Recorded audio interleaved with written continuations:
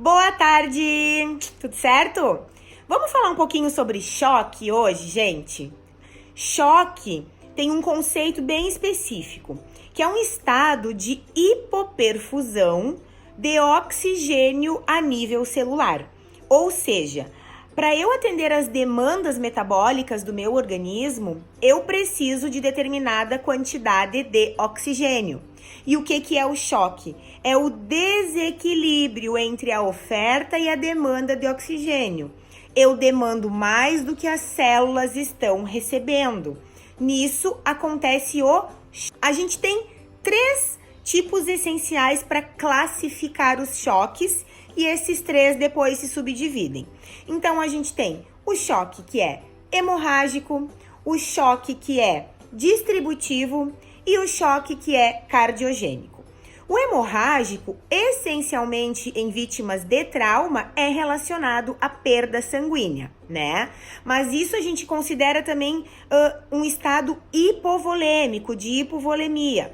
Então, por exemplo, se eu tenho um idoso, né, com diarreia, vômito exacerbado, que está realmente perdendo muita volemia, muito líquido, e isso não é reposto, o paciente entra em estado de choque hipovolêmico por perda fluídica, né, que não relacionada a sangue. Outra classificação é o choque distributivo, que muitas literaturas chamam de vasogênico. Ele pode ter diversas causas, mas é ao contrário do choque hemorrágico. Vamos pensar assim, o nosso continente vascular, um adulto de 70 quilos está acostumado com 5,5 litros, 6 litros de sangue. Se eu perder alguma volemia, alguma quantidade de sangue, eu vou ter aquela mesma rede vascular com menos quantidade de sangue, ofertando oxigênio para as minhas células. Então, eu entro em estado de choque hipovolêmico. Mas, quando fala a questão do choque distributivo, o que a gente pensa? Que a nossa volemia é a mesma. Porém, a nossa rede vascular, ela dilata-se, ela aumenta de tamanho. Então, eu tenho mais continente vascular para a mesma volemia que eu tinha. Mas, de qualquer sorte, isso também vai causar um desequilíbrio se meu continente vascular está maior do que ele era para determinada quantidade sanguínea prévia que eu já tinha.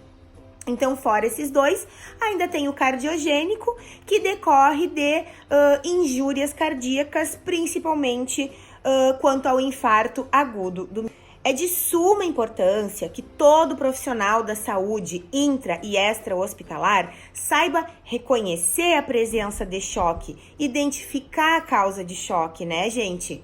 E como é que funciona essa fisiopatologia da perda sanguínea, resumidamente falando? Se eu estou perdendo volemia, vítima de trauma com uma ruptura de artéria braquial, tá? Tá perdendo volemia. O que o nosso organismo super inteligente vai fazer? Vasoconstrição cutânea, muscular e visceral. Para quê? Para economizar sangue e oxigênio para enviar para os nossos órgãos nobres, que são coração, rins, pulmão e cérebro, essencialmente.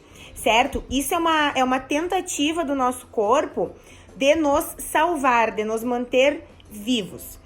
Uma coisa que a gente fala bastante, que a gente discute muito em fóruns de pré-hospital trauma life support, né, do PHTLS, é o seguinte: todo paciente vítima de trauma que refere estar com muito frio e esteja taquicárdico, ou seja, com a sua frequência cardíaca igual ou maior a 100, até que se prove o contrário, é vítima de choque hemorrágico, hipovolêmico, né? Enfim. Então, assim, o principal, o mais comum tipo de choque é o hemorrágico. Então, é dele que eu vou falar um pouquinho para dar uma prévia lá dos meus cursos que eu dou em parceria com o CETESP, de APH, de atendimento intra-hospitalar e tudo mais. Então, assim, no hemorrágico diminui quantidade de volume circulatório. Por quais causas, né? Perda sanguínea, que se for externa é em consequência de um traumatismo ou uma hemorragia digestiva, que vai ser um assunto importantíssimo tratado no nosso curso agora do dia 31 de agosto pelo Dr. Wanderson Pérez de Oliveira. Também pode acontecer perda sanguínea interna, hematoma, hemotórax, hemoperitônio, né? Perda de plasma sanguíneo em consequência de uma queimadura importante, ou perda de fluidos e eletrólitos em consequência de uma diarreia e vômitos que estão exacerbados, sudorese intensa, cetoacidose diabética, ascite, vários outros motivos, tá, gente? Então, assim, a gente tem algumas manifestações clínicas que são principais em doentes de choque hipovolêmico. Claro que algumas vão aparecer dependendo da classe hemorrágica, caso seja um choque hemorrágico. Vou falar das manifestações clínicas principais: diminuição do débito cardíaco, hipotensão, bradicardia, diminuição da perfusão periférica, extremidades frias e cianóticas ou pálidas, oligúria e alterações do sistema nervoso central. Então, assim, gente, fora isso, quando a gente fala de hemorragia, que é uma perda aguda do sangue circulante, a gente tem que pensar em algumas classes que a hemorragia pode apresentar. Classe 1, classe 2, classe 3, classe 4.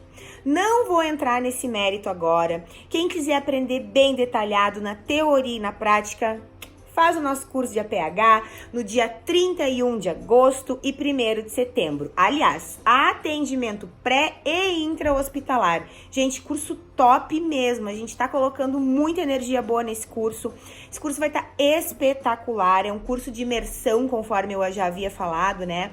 E vai sair de lá com um aprendizado maravilhoso e super atualizado de atendimento pré e intra-hospitalar. Certo, gente? Beijo e bons estudos para todo mundo. Tchau, tchau.